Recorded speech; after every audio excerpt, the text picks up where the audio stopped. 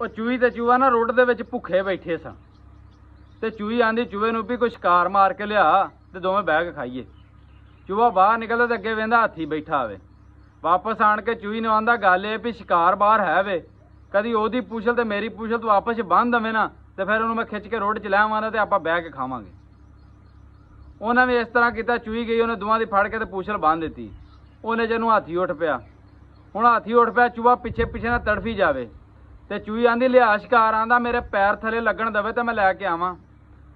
ਗੱਲ ਇਹ ਸਾਡੀ ਹਕੂਮਤ ਦੇ ਵੀ ਇਹੀ ਹਾਲਾਤ ਨੇ ਵੀ ਅੱਗੇ ਇਸੇ ਤਰ੍ਹਾਂ ਅਸੀਂ 24 ਘੰਟੇ ਇੱਕੋ ਵੀ ਇਮਰਾਨ ਖਾਨ ਨੂੰ ਫੜ ਲਈਏ, ਇਮਰਾਨ ਖਾਨ ਨੂੰ ਅੰਦਰ ਦੇ ਦਈਏ ਵੀ ਜਿਵੇਂ ਸਾਰੇ ਮਸਲੇ ਦਾ ਹੱਲ ਹੋਵੇ। ਹੁਣ ਤਾਂ ਮੈਂ ਹਕੂਮਤ ਨੂੰ ਆਨਾ ਵੀ ਉਹ ਅੰਦਰ ਵੀ ਚਲਾ ਗਿਆ, ਉਹਨੂੰ ਢੱਕ ਵੀ ਦਿੱਤਾ, ਸਜ਼ਾ ਵੀ ਹੋ ਗਈ, ਨਾਹਲ ਵੀ ਹੋ ਗਿਆ, ਸਭ ਕੁਝ ਹੀ ਹੋ ਗਿਆ, ਉਹਦੇ ਨਾਲ ਜੋ ਕਰਨਾ ਸੀ ਤੁਸੀਂ ਕਰ ਲਿਆ। ਪਰ ਹੁਣ ਗਰੀਬ ਦਾ ਵੀ ਕੋਈ ਸੋਚੋ। ਗਰੀਬ ਦੀ ਕਪਾਹ ਆਈ ਏ, ਕਿਸਾਨ ਦੀ ਕਪਾਹ ਆਈ ਏ। ਕਿਸਾਨ ਅੱਜ ਤੱਕ ਇਹ ਸੁਣਿਆ ਕਿ ਮੁਲਕ ਦੀ ਰੀੜ੍ਹ ਦੀ ਹੱਡੀ ਏ। ਸਾਡੇ ਮੁਲਕ ਦਾ ਸਭ ਤੋਂ ਜ਼ਿਆਦਾ ਜਿਹੜਾ ਜ਼ਰੇ ਮੁਬਾਦਲਾ ਹੈ ਜ਼ਰਾਇਤ ਏ ਤੇ ਇਹਦੇ ਬਾਰੇ ਹੁਣ ਤੁਹਾਡੇ ਕੋਲ ਟਾਈਮ ਹੀ ਕੋਈ ਨਹੀਂ।